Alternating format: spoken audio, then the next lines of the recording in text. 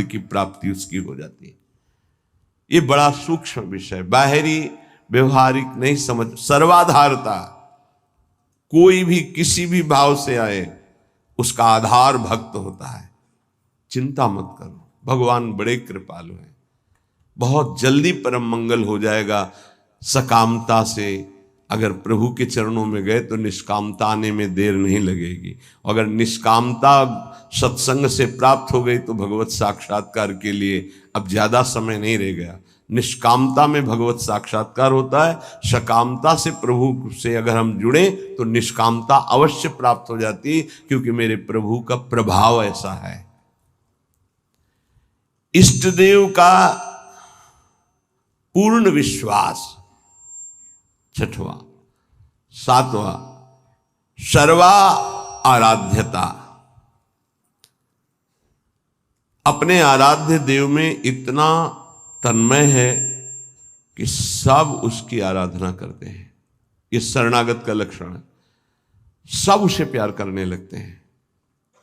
सर्वा आराध्यता, ये सद्गुण प्रकाशित होता है।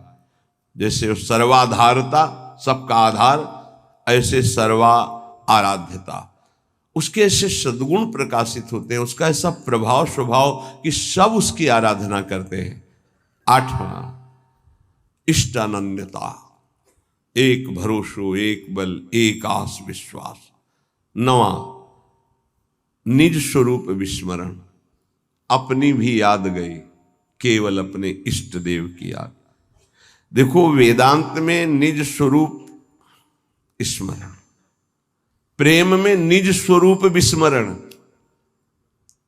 मैं श्यामा श्याम की सेवा कर रहा हूं, कई बार सत्संग में कहा, अगर शब्द पकड़ाओ, उपासक की जब सेवा सिद्ध होगी तो मैं सेवा कर रहा हूं ये गायब हो जाएगा। केवल सेवा और सेव्य, सेवा हो रही, सेव्य, मन सेव्य, बुद्धि सेव्य, चित्त सेव्य, इष्टाकार वृत्ति, अपनी हूं सुधि ना रही, एक रहो नंदलाल। तो इष्ट देव का निरंतर जो चिंतन करते हैं, सत्संग करते हैं भगवत प्रेमी महात्माओं से, तो उनको ये 9 प्रकार की शरणागति पूर्णता कराने वाली प्राप्त हो जाती है।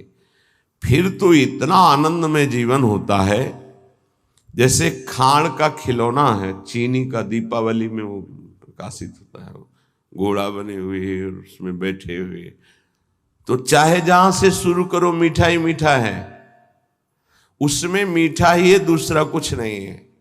ऐसे ही उपासक को संपूर्ण विश्व आनंदमय अनुभव होने लगता है, क्योंकि भगवदाकार वृत्ति है, इष्ट के सिवा कोई नहीं।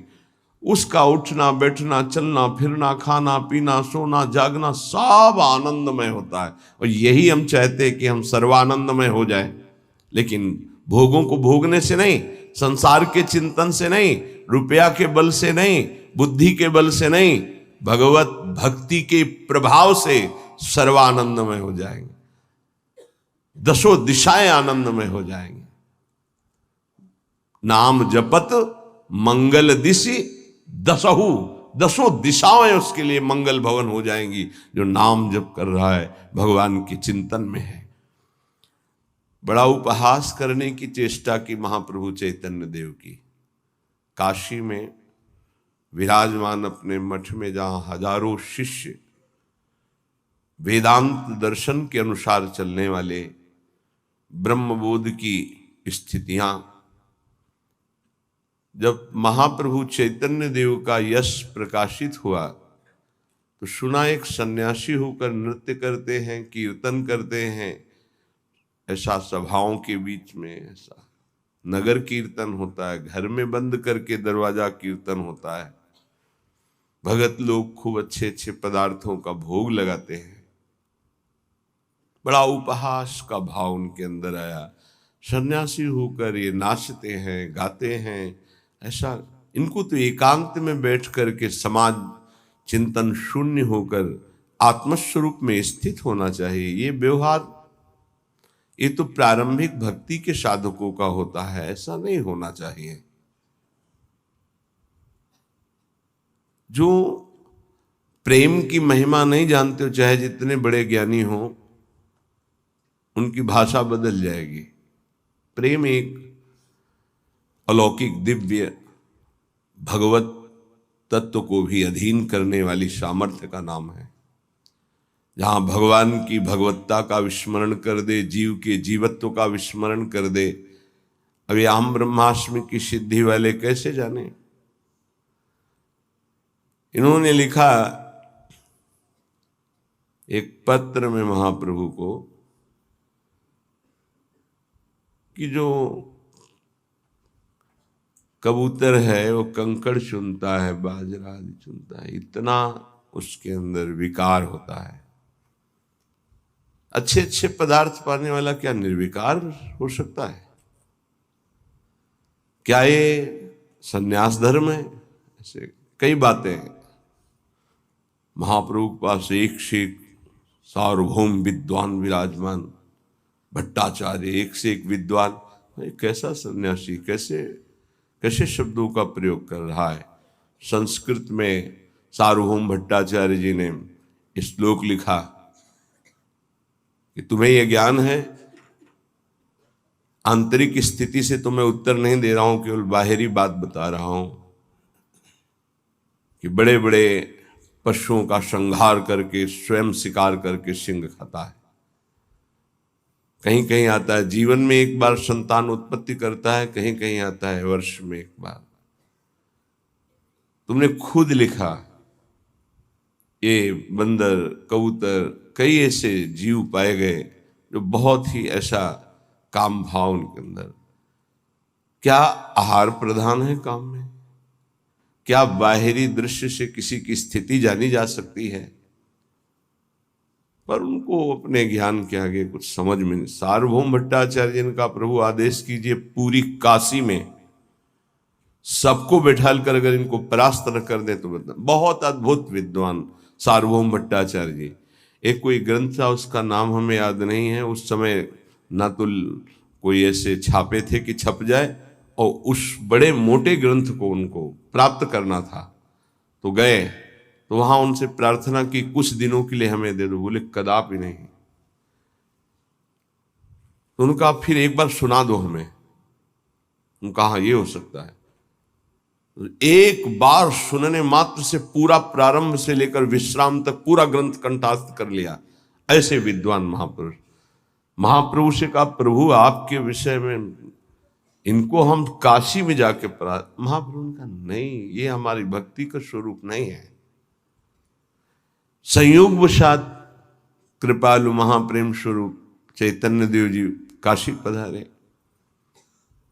अब एक भगत जो प्रबोधानंद जी से भी परिचय रखता था और महाप्रभु की सेवा में भी, वो नजदीक गया और कहा कि प्रभु पधारे हैं, चैतन्य देव आप कृपा करके मिल ले।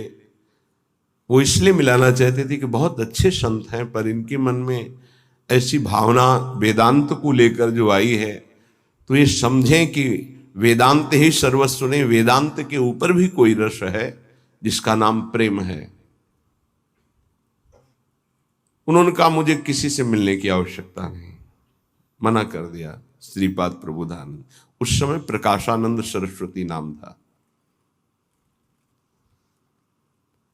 भक्त ने पहले चैतन्य महाप्रभु को प्रार्थना के द्वारा राजी किया कि प्रभु यदि श्रीपाद निमंत्रण दे दें तो आप कृपा करके उनकी सभा में पधारेंगे। तो प्रभु श्रीपाद पर कृपा करना ही चाहते थे। ये महापुरुषों का स्वभाव होता है कि जो उनकी निंदा, अवहेलना, अपमान करे उसका परम मंगल कर दें। ये उनका स्वभाव होता है, कोई नहीं जान पाएगा इस स्वभाव को। श्रीपाद से कहा हमारी इच्छा है कि हम आप सब संतों को प्रसाद भोग पवाएं और एक संत संगोष्ठी हो जिसमें महाप्रभु चैतन्य देव भी पधारे। तुम कहा हाँ, इसमें मुझे कोई परेशानी नहीं, क्योंकि वो हमारे यहाँ आएंगे। मान बड़ा सूक्ष्म विषय होता है। इतना बड़ा ज्ञानी महात्मा और मान को अभी बांधे हुए हैं, यही बहुत मुश्किल होता है। तभी बड़े संतों ने कहा है कंचन तजना सहज है, सहज त्रिया का नेह, मान बढ़ाई ईर्ष्या दुर्लभ तजनाए। ईर्ष्या से प्रेरित होकर निंदा की और मान के अधीन होकर उनके चरणों में नहीं गिरे जाके। जब ये कि हमारे आश्रम आएंगे तब उन्होंने कहा फिर को तो कोई बात नहीं, आने दीजिए। और उनको था कि सभा में बैठ करके हम उनको इस तरह की चेष्टाओं के लिए उनको कहेंगे तो वो खुद मानेंगे कि गलती है। बड़े ऊंचे मंच पर सभा बनी, सब संतों के गिरदे लगे हुए हैं, सब भगवत स्वरूप महात्मा होते हैं। सब इंतजार कर रहे थे केवल चैतन्य देव पधारे और शास्त्रार्थ शुरू हो।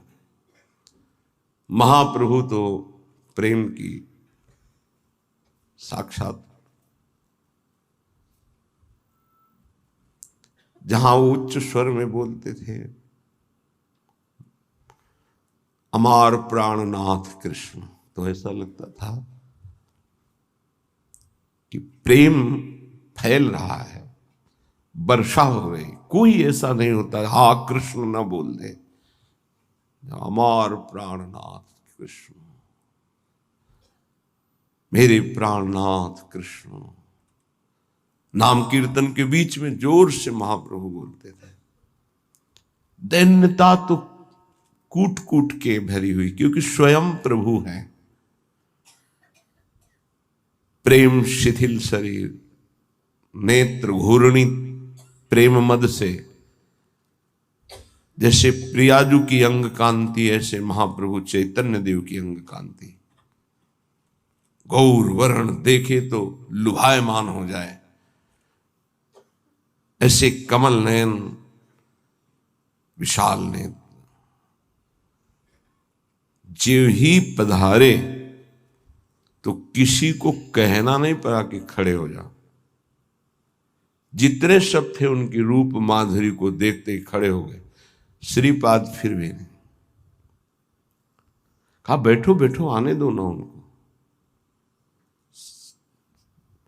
एक भगवत प्रताप होता है, जैसे रावण की सभा में जब हनुमान जी को बांध के लाया गया तो सब खड़े हो गए आश्चर्यचकित होकर। किसी की हिम्मत नहीं थी कि आसन में बैठा रहे। इतने बड़े महापुरुष राम भक्त पधारे, सब खड़े हो। रावण सबसे बैठ जाओ बैठ जाओ, इसका सम्मान थोड़ी करना है। वो तो असत अविद्याग्रसित, लेकिन ये विद्या के पारंगत विद्वान पर मान का कुछ ऐसा स्वभाव होता है कि वो अपने आगे किसी की नहीं चलने देता। महाप्रभु बैठ गए जहां सबके चरण धोए गए थे, वो उस जगह पर बड़ी शिथिलता है, प्रेम विवशता है। अब तो श्रीपाद के हृदय में जलन हुई कि अरे इतने बड़े महापुरुष जिनका पूरे विश्व में यश फैल रहा है और वो ऐसे दैन्य, जरा धिक्कार है हमारे मान को। उठे और नजदीक गए और बाहु पकड़ी और कहा स्वामी जी आप यहाँ क्यों बैठ रहे हैं, आप पधारिए ना। तो उनका नहीं प्रभु, आप गुरुजनों के सामने वहां बैठना मेरा उचित नहीं, मैं तो अपने नियत स्थान पर बैठ गया हूं प्रभु, उचित। ये जो दैन्यता का प्रभाव, लुट गए पर चरण नहीं पकड़ पा रहे थे, फिर भी मान रोक रहा था। सभा में जाके बैठे, कई वेदांत की बातें की, तो महाप्रभु हर वेदांत के प्रश्न का उत्तर श्री कृष्ण परख देते और कहा वेदांत सूत्रों की रचना और भाषा प्रकट करने वाले भगवान व्यास देव जी भी सब कुछ करके भी एक अशांति का अनुभव कर रहे थे।